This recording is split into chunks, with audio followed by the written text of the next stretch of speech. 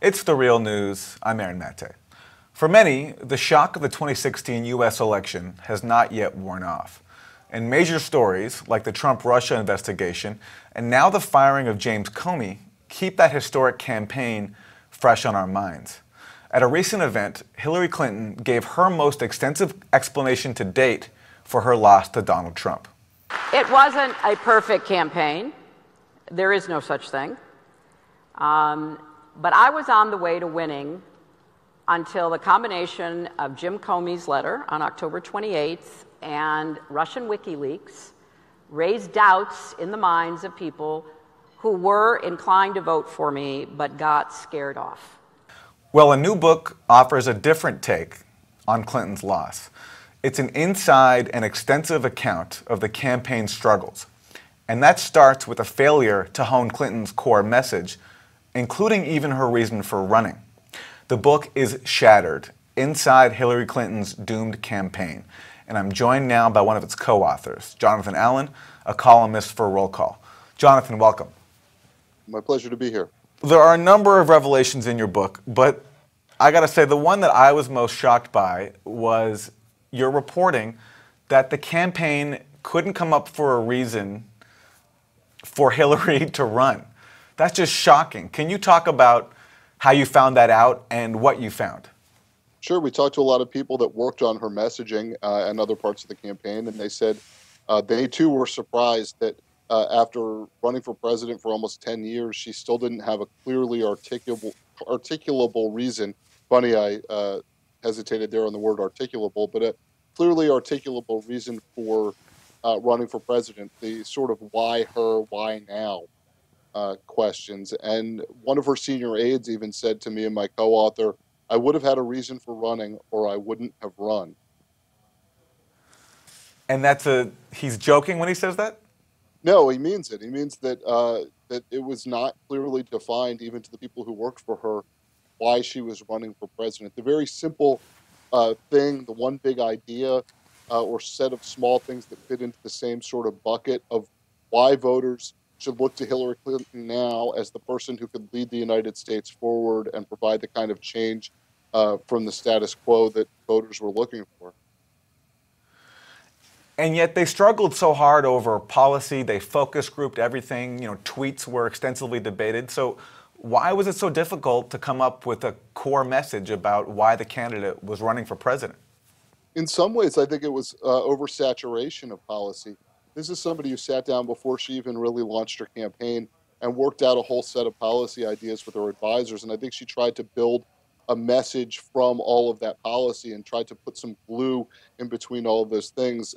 Amy and I have said before that in the campaign headquarters, there was a wall that said, Hillary is for, and then there were Post-it notes all over the place saying, Hillary's for, the economy, Hillary's for debt-free tuition, Hillary's for X, Y, and Z. And the thing that somebody said to Amy was, if you're for everything, you're for nothing. And I think that was the problem. If you looked at Bernie Sanders or Donald Trump by contrast, each of them had a very easy idea to understand. For Bernie Sanders, it was that money and power should be moved away from the wealthy and toward everyone else. For Donald Trump, it was his brand of nationalism, cracking down on illegal immigration, building a wall between the United States and Mexico, coming back from foreign engagements, and included in that rewriting or canceling out trade agreements. So it was pretty easy to figure out what those two guys were about, and most of their other policies sort of fit into those ideas.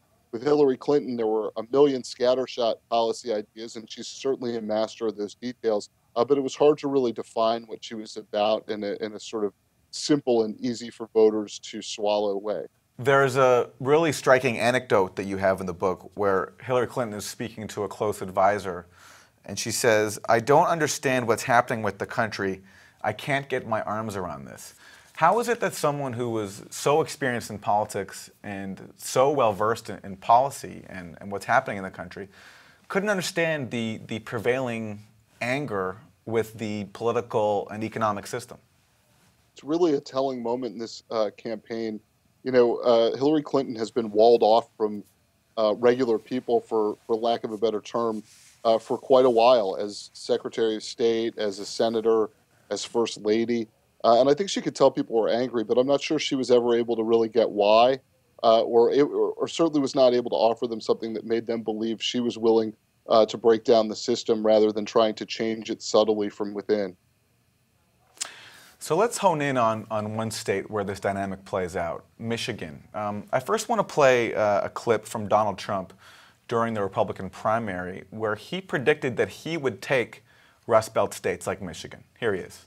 With me, I add a lot of states that aren't even in play for anybody else. I mean, I add all of the Rust Belt states. I own states that I will get states that are unbelievable, that are unthinkable for the Republican Party. So that's Donald Trump saying he's going to win Rust Belt states, and lo and behold, he does, including in a place like Michigan. And Jonathan, your book goes into detail about how the Clinton campaign handled Michigan.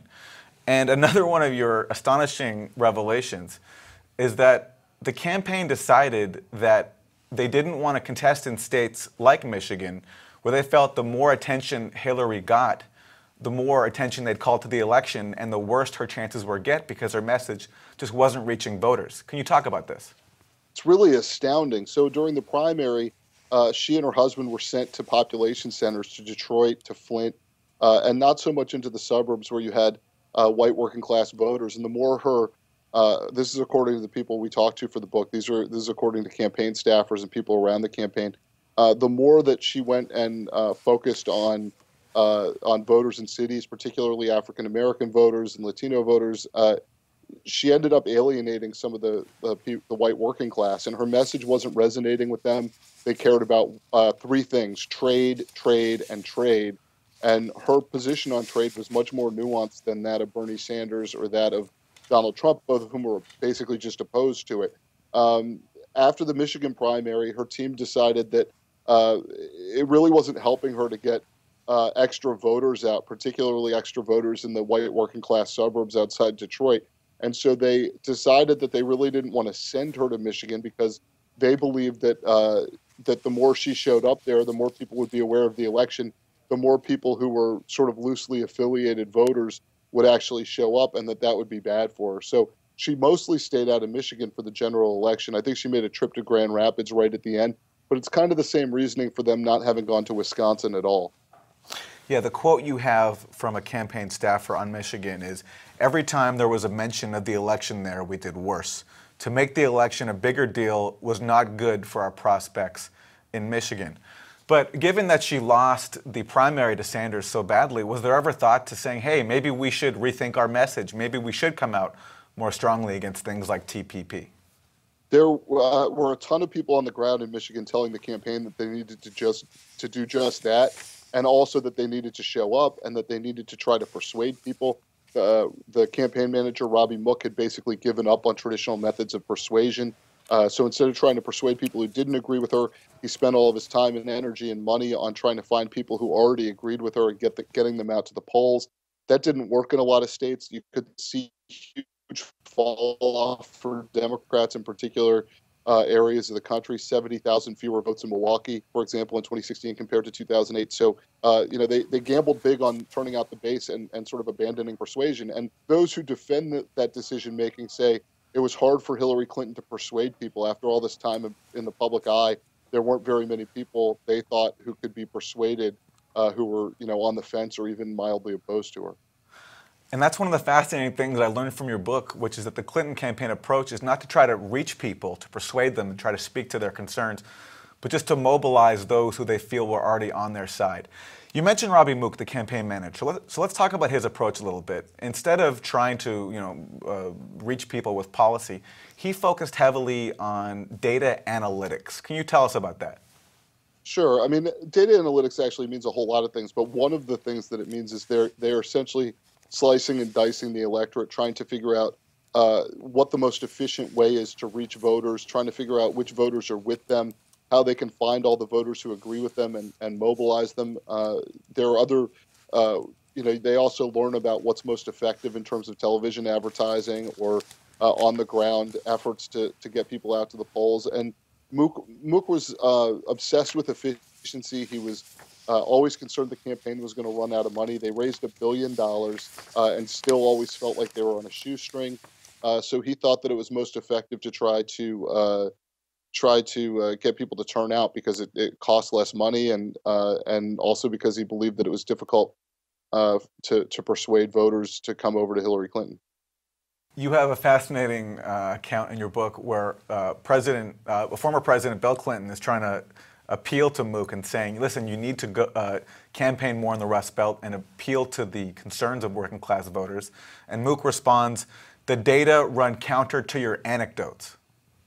Yeah, I mean, this was a long-running point of tension between President Clinton and Mook, and Hillary Clinton went with her campaign manager over her husband. Bill Clinton kept telling him, "You got to get out there. We got to start talking to people. We got to acknowledge their anger and their fear." And we saw that a little bit with President Clinton in October when he said that Obamacare is the craziest thing, and was basically talking about some of the premium spikes. People were feeling that all across the country. The campaign wasn't really acknowledging it. I think in large part because they didn't want to separate from Barack Obama or separate from the Democratic orthodoxy, which is that Obamacare was essentially perfect. Might need a tweak here or there, but really wasn't being problematic. And, Bill Clinton got his knuckles rapped by the campaign. They said that this was a mistake on his part, when in fact it sounded like he was just talking to voters in the way they thought. So another way to reach voters could have been picking a vice presidential running mate who would appeal to the concerns of the working class more than Tim Kaine. And you write that Elizabeth Warren was considered for this role, but ultimately was rejected. What happened there? One of the revelations in this book is that Hillary Clinton was very upset with her, or disappointed in her shortlist for vice presidential candidates, which included Kaine and Agriculture Secretary Tom Vilsack and New Jersey Senator Cory Booker. And she was looking to shake things up a little bit, looking to put a little magic on her ticket. And she started talking to Elizabeth Warren more. She sat down with Warren. Warren went out on the campaign trail for her. There was a little movement inside the campaign for Warren. And ultimately, what we were told by people who were familiar with the decision making was that Clinton decided she hadn't had enough of a background of transactions with Elizabeth Warren. They hadn't really gotten to know each other in the political world enough, and I think there was some concern that Warren might get into office and grandstand if she disagreed with Hillary Clinton. Of course, I think if she could go back, she wouldn't think so much about who was her partner in office and maybe more about who could get her into office. So you write about how a major strategy for the campaign was to try to turn out African-American voters, both in the primary and the general. And this in some ways contrasts with the message we got from Clinton in 2008, when I remember she bragged about her appeal to white Americans and the white working class during her primary run against President Obama. But for this campaign, she had a much different message. And what's interesting is that she actually started off her effort with a policy speech that addressed the issue of mass incarceration. Let's go to a clip of that. It's time to change our approach. It's time to end the era of mass incarceration.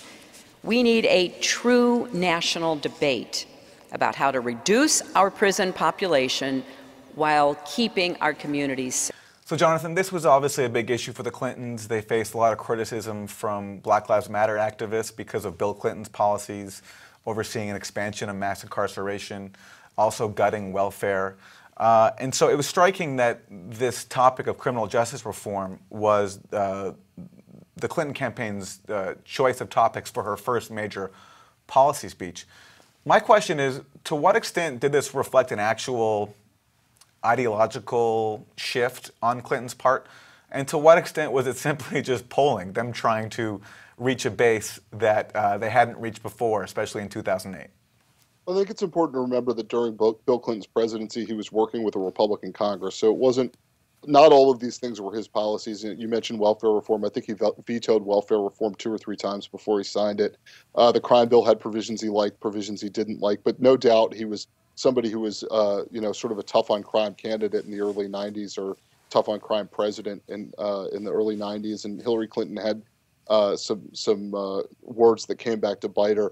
I think she understood after watching Barack Obama in 2008 that if you could get African Americans to vote heavily in your favor, essentially as a bloc, for you that you would be able to win the Democratic primary. There's tremendous advantage in the way the Democratic rules are structured to getting a huge constituency like African American voters mobilized and in high percentages in your direction. So, I mean, I think she just understood the politics of it, but at the same time, what helped her win the primary, I think during that period, she started to alienate, at least this is what people who worked for her said, started to alienate a lot of those working class white voters that she would have needed in the general election.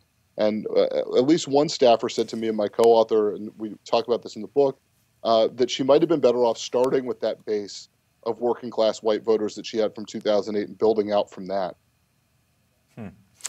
So let's go to the issue of emails. Very much in the news right now with the firing of James Comey and the Trump administration claiming that it was his handling of the Clinton email investigation, that prompted that dismissal.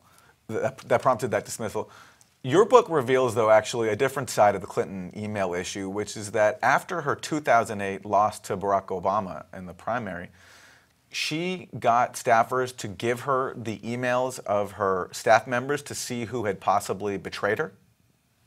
Yeah, there's a scene in one of the chapters in the book, I think it's chapter 4, opens with this moment in 2008 where she instructs one of her tech aides to go out and get the top senior staff emails from the 2008 campaign, to look through it and to see, who was leaking to the press, who was stabbing people in the back.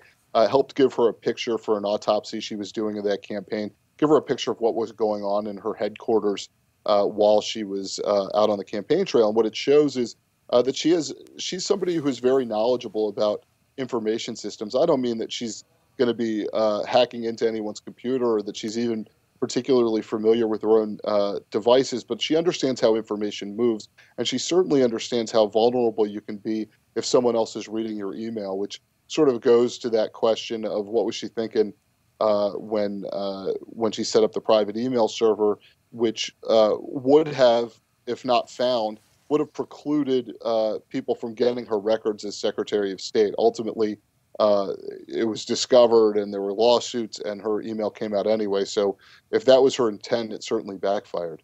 This book, in my mind, is not just about one candidate or one campaign. It offers striking lessons about our political system.